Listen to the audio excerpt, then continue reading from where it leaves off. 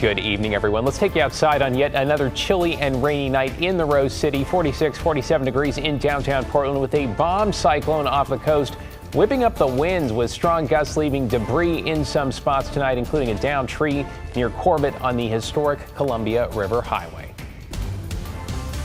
Thanks for joining us. David Molko here with Chief Meteorologist Matt Zafino. So, Matt, have the winds calmed down as far as you can tell? Still have strong winds coming out of the east over in the gorge. We haven't really had strong winds in the Portland area yet, but it is beginning to change just a bit. Here's the bomb cyclone. It's been moving north, and just in the last little bit, it's made a little bit of a jog to the west. This cold front, when that pushes through in the next couple of hours, we'll begin to see stronger winds here in the metro area. The coast, though, is beginning to see stronger winds. Newport at 46 degrees. It was gusting to 40 miles an hour just a minute ago. Now it's down to 32, but the wind has come around to the south in most of the coastal locations. You can see here, though, we still have a straight on east wind coming out of the gorge into the Portland area, even over to Hillsborough. But if I zoom out a bit, McMinnville is the south wind.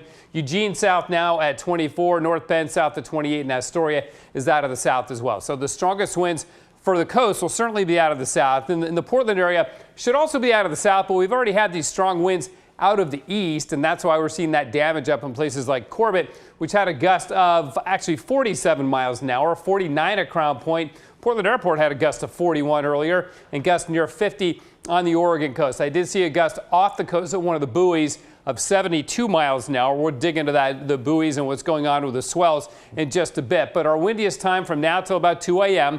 Strongest winds, of course, will be at the coast. And boy, the snow keeps falling in the Cascades. It's been amazing. I'll show you that too, David, later. No kidding. Thanks, Matt. We'll see you in a few.